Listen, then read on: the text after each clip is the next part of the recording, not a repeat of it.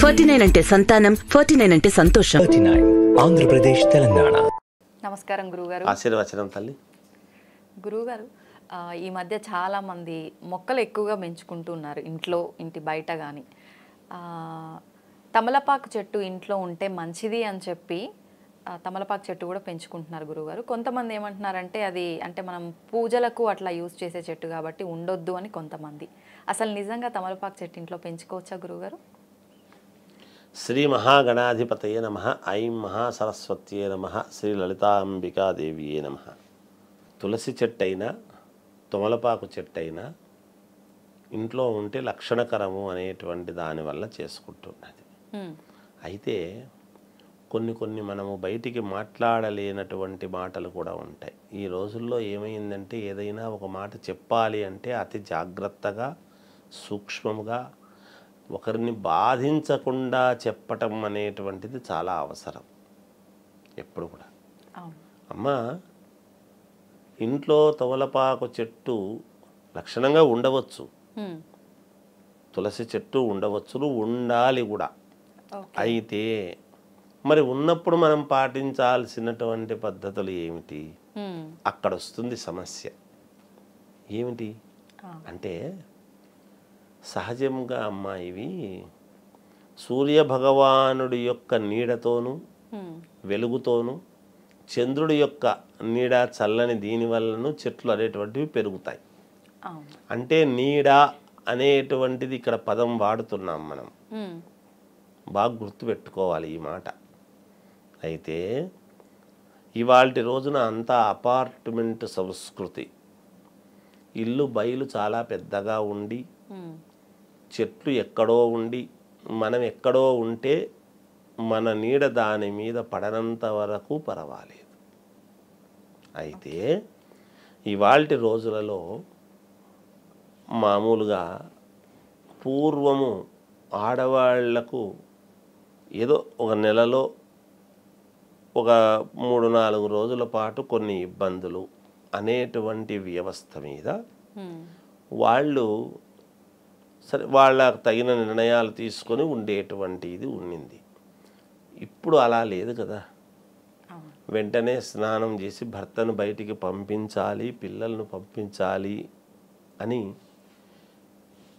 ఎవరు వచ్చి ఒంగోరు ఎవరు చేస్తారు? ఒకరింట్లో ఒకరు చేయరు. తల్లిదండ్రులు అమ్మాయిని ఒకరింటికి పంపించినాము అంటే ఇంకా వాళ్ళ వ్యవస్థ వాళ్ళు పడతారులే అనుకుంటారు. పోనీ ఒకవేళ వస్తే ఏదైనా అవసరానికి 1-2 రోజులు ఉండగలుగుతారు, చేయగలుగుతారు, ఎక్కువ రోజులు ఉండలేరు. ఇలాంటివి వచ్చినప్పుడు మడిగట్టుకొని ఇంట్లో కూర్చొని నేను అలా కాదు ఇలా కాదు అంటే భర్త పిల్లలకు చేసేటువంటి పరిస్థితి ఉండదు. అందువలన వాళ్ళు ఏం చేస్తున్నారు అంటే అంతా మామూలుగా సహజముగా కలుపుకొని జీవితాన్ని ముందుకు వెళుతూ ఉన్నారు. అటువంటి సందర్భాలలో మరి వాళ్ళని ఆమెను ఎంత స్నానం చేసినా ఆమెను తాకినటువంటి వాళ్ళు వీళ్ళు, ఆమె చెట్లకు నీళ్లు పోసుకోవాలంటే ఎవరు పోయాలి? నేను పోయిన మీరు పోయండి, నేను అయ్యాను కాబట్టి మీరు పోయండి అని చెబితే తగలకుండానే ఉండి పురుషుడు పోస్తే సరిపోతుందా? అవుతుందా? కాదు కదా, అవుతుంది కదా. అలాంటివి జరిగినప్పుడు ఇక్కడ శుద్ధం అనేటువంటిది కాకుండా కొన్ని ఇబ్బంది అనేది జరుగుతుంది. మరి మనం తమలపాకులు తెచ్చుకునేటువంటి వాళ్ళు చాలా ప్రసిద్ధిగా జాగ్రత్తగా అమ్మేటువంటి వాళ్ళు ఉన్నారా? వెంటనే ప్రశ్న వచ్చేది అదే. ఇప్పుడు మేము ఏమైనా చెప్తున్నామంటే మమ్మల్ని మేము కూడా ప్రశ్నించుకోవాల్సిన అవసరం ఉంది కదా. ఇంకోరు ప్రశ్న వేయడం ఎందుకు? మరి అలా ఉంది కదా ఎలా అనేటువంటి. అందుకని ఇవన్నీ కూడా ఉంటాయి, ఉండకుండా ఉండవు. కానీ మనకు తెలియదు, అవునో కాదో తెలియదు అది. అందుకని ఏవి తెచ్చినా కూడా మళ్ళీ ఒక్కసారి అపవిత్ర పవిత్రోవా సర్వావస్థాంగతోపివా యస్మరేత్ పుండరీకాక్షం సబాహ్యాభ్యంతర శుచి అని అన్ని నదుల పేర్లు చెప్పి ఒక కలశములోకి తీసుకుని ఆ కలశములో ఉదకముతో మామూలుగా అన్నిటి మీద కూడా ప్రోక్షణ చేస్తాం. అప్పుడు తమలపాకుల మీద అన్నిటి మీద చల్లి అవి వాడుకోవడానికి చూస్తున్నాం. అంటే మంత్రము చెప్పంగానే శుద్ధి అయిందా? మరి మంత్రం చెప్తేనే కదా పెళ్లి జరుగుతుంది, మరి మంత్రము చెబితేనే కదా నామకరణం జరుగుతుంది, మరి మంత్రము చెబుతుంటేనే కదా దేవాలయాల్లో అభిషేకాదులు జరుగుతున్నాయి, మంత్రము చెబుతుంటేనే కదా దోషము పరిహారము అనేటువంటి దానికి జరుగుతూ ఉన్నది. మరి మంత్రం చెప్తే అయిపోయిందా అంటే మంత్రము చెబితేనే అవుతుంది. మంత్రముతో పాటి తంత్రము కూడా అవసరము. కనుకనే అక్కడ తతంగము కూడా జరుగుతుంది కాక మంత్రముతో పాటి అన్నీ ఏకకాలములో జరుగుతాయి కాబట్టే అది శుద్ధి అవుతుంది. అలా మనకు తెలియక తెచ్చుకున్నటువంటి వాడిని ఇది కావాలని మనం ఇంట్లో పెట్టుకున్నప్పుడు అది కొంచెం దాన్ని మనం జాగ్రత్త మనకై మనం తెచ్చుకున్నాము దాన్ని కదా, మన ఇంట్లో ఉండాలి అని తెచ్చుకున్నప్పుడు మనకు తెలిసి చేయడం అనేటువంటిది తప్పవునా కాదా? అందువలన సమస్యలు వస్తున్నాయి, పెట్టుకోకూడదు చేయకూడదు అని తప్ప వేరే కారణాలు ఏం లేవు. మరి ఎలా అపార్ట్మెంటు మరి ఎందుకు అంటే అందువల్లనే అట్లాంటివి పెట్టుకొని ఉండలేక మనకు కుదరక ఆ పనులు చేసేదానికంటే 5 రోజుల స్నానమైన తర్వాత లక్షణంగా తమలపాకులు కొనుక్కొచ్చుకుంటాము చేసుకుంటాము. ఇంట్లో ఉండేదానికంటే కూడా ఉండి ఇది చేయడం కంటే లేకుండా గౌరవించడం గొప్ప కదా, అది మేలు కదా తల్లి. దాన్ని మనము ప్రామాణికంగా తీసుకుందాం. ఇదెందుకు ఎవరిని ఏం తప్పుపట్టాల్సిందేం లేదు. అలాగని మమ్మల్ని మరి ఇలా 4 రోజులు 5 రోజులు మమ్మల్ని ఇలా అంటున్నారా చేస్తున్నారా అంటే అది నేను అనడం అని కాదు. భగవంతుడు ఒక మనిషికి ఒక ఇది ఇచ్చినప్పుడు దాన్ని పాటించేటువంటి వాళ్ళు పాటిస్తున్నారు.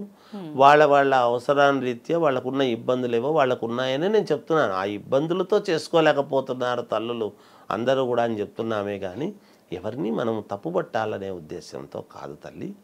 అందువలన ఇది సంగతి. అయితే గురువుగారు తమలపాకు చెట్టు మనం ఇంట్లో చాలామంది పెంచుకుంటున్నప్పుడు శుభానికి అశుభ కార్యాలకు ప్రతి ఒక్కదానికి తమలపాకులు వాడతారు. ఉంది అంటే ఇరుగు పొరుగు ఎవరో ఒకరు వచ్చి అడుగుతుంటారు. అలా వాళ్ళకు తీసి ఇవ్వచ్చు అంటారా? కరెక్టేనా? శుభకార్యానికి అయితే పర్లేదు, హ్యాపీగా ఇచ్చేస్తాం. ఇట్లాంటి అశుభ కార్యాలకు వేటికన్నా వచ్చి అడిగారు అనుకోండి, ఇవ్వచ్చు అంటారా? అశుభమైనా శుభానికైనా ఇవ్వటము వలన పుణ్యమే. ఓకే, అదేం పాపం రాదు. ఇప్పుడు ముత్తైదువులను అదే పనిగా పిలిచి తాంబూలం అని ఎందుకు ఇస్తున్నాము? ఇంకొకరికి దానము ధర్మము చెయ్యండి అయ్యా డబ్బును ధనలక్ష్మిని ఎందుకు చెప్తున్నాము అంటే మనము ఇచ్చేటువంటి దృష్టిలో ఉంటుంది ఎప్పుడూ కూడా. మనము నలుగురికి ఎప్పుడైతే మనం చేస్తామో పెడతామో అంత 10 మన పిల్లలకు మేలు జరుగుతుంది, మనకే మేలు జరుగుతుందని కాదు. అశుభాలకు ఇచ్చినా శుభానికి ఇచ్చినా పుణ్యప్రదమైనటువంటిదే, అందులో తప్పేమీ లేదు. ఇయ్యకూడదు అని ఎక్కడా లేదు.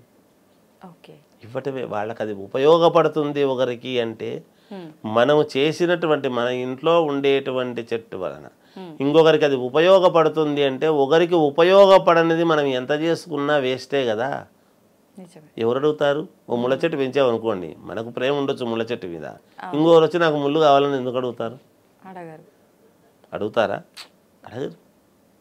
ఇప్పుడు భవతి భిక్షాందేహి అని ఆరోగ్యవంతముగా ఉండేటువంటి మనం తినే అన్నాన్ని అడుగుతున్నాడు కానీ నా మీద కోప్పడండి అమ్మా మీరు ఏదో చెయ్యండి అని చెప్పి ఎవరు వచ్చి అడగరు కదా. ఇంకొకరి ఆకలిని తీర్చగలిగింది మన అన్నము అంటే అది గొప్పతనం కదమ్మా. ఇంకొకరికి ఉపయోగపడింది మన ఇంట్లో ఉండేటువంటి చెట్టు అంటే చెట్టు అంటేనే నలుగురికి ఉపయోగపడేటువంటిది. మనకు మాత్రమే ఉపయోగపడాలని కాదు, మీరు కని పెంచి పిల్లలను పెద్ద చేసేటువంటి పిల్లలు కూడా మనకు మాత్రమే ఉపయోగపడరు, నలుగురికి ఉపయోగపడుతున్నారు. ఇవాళ దేశ ప్రధానులు కానీ రాష్ట్రాలకు సీఎం అయిన వాళ్ళు కానీ మంత్రులైన వాళ్ళు కానీ ఎమ్మెల్యేలు అయిన వాళ్ళు కానీ చివరికి రోడ్లు ఊడ్చేటువంటి చెత్త పనులు చేసేటువంటి మహనీయులు వాళ్ళు కానీ నలుగురికి ఉపయోగపడేటువంటి పనులు చేస్తున్నారంటే ఇంకొక తల్లులు కనింటేనే కదమ్మా. మనము కన్న పిల్లలే మనకు మాత్రమే ఉపయోగపడడం లేదు, అలా అనుకోకూడదు. మన పిల్లలు మనకు మాత్రమే ఉపయోగపడాలి, నా సంపాదన నాకు మాత్రమే ఉండాలి అనుకున్న దానికంటే ఇది ఇంకొకటి ఉండదు. మన ఇంట్లో పెంచుకున్నటువంటి చెట్టు నలుగురికి ఉపయోగపడుతుంది అంటే పుణ్యప్రదముగా భావించాలి. నలుగురి కోసం మనం వేసామంటే ఎంత పుణ్యప్రదమమ్మా. ఇది నాదండి తీసుకోకూడదండి అని గేట్లు వేసుకొని ఇంట్లో కూర్చుంటే లాభం ఏమిటి చెట్టును పెంచి? ఎందుకు పెంచుతున్నట్టు?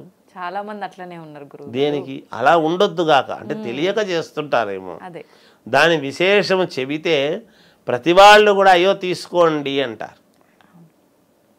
తప్పులేదు, నలుగురికి ఉపయోగపడేది ఉన్నప్పుడు మంచిదే కదబ్బా. మనం ఏమనుకుంటాం, అబ్బా ఆమె ఎవరో వేసింది, వాళ్ళ ఇంట్లో పూలు కాస్తాయి, వాళ్ళు కొన్ని పెట్టుకుంటున్నారు, మనకు కొన్ని ఇచ్చినారు. పువ్వులు ఇంకొక స్త్రీమూర్తికి మన ఇంటికి ఎవరైనా వస్తే లక్షణకరముగా తన భర్తకు 5వ తనమైనటువంటి పువ్వులను మనం పెట్టుకొని ఇంకోరికి ఇస్తున్నాము కదా. ఎందుకు? మీరు సుమంగళిగా ఉండాలి, బాగుండాలి అని ఎప్పుడైతే కోరుకొని మనం ఇస్తున్నామో మన సుమంగళిత్వం మన ఇది బాగుంటుంది అని దాని అర్థం. అందుకు కదా తాంబూలాలు ఇవ్వండి, ఇన్ని వారాలు చేయండి, ఈ మంచి చేయండి, ఈ వ్రతాలు చేయండి, ఇంకొకరికి చీరలు పంచండి, తాంబూలం పెట్టండి అని చెప్తున్న కారణం. మనం ఎంతో ఇష్టపడి చీర కొనుక్కొచ్చుకుంటాం, నలుగురికి ఇవ్వాలి అన్నప్పుడు ఏదో ఒకట్లే ఇద్దాంలే అని చెప్పి తెస్తారు. అలా కాదు, ఏది మంచిదో వాళ్ళు తృప్తిగా ఏది కట్టుకుంటారో అది ఇచ్చినప్పుడు గొప్పతనం. నీకు ఇచ్చే స్తోమత ఉంటే ఇవ్వాలి, కానీ స్తోమత లేనప్పుడు అప్పు చేసి ఇవ్వమని చెప్పలేదు. అది తప్పు.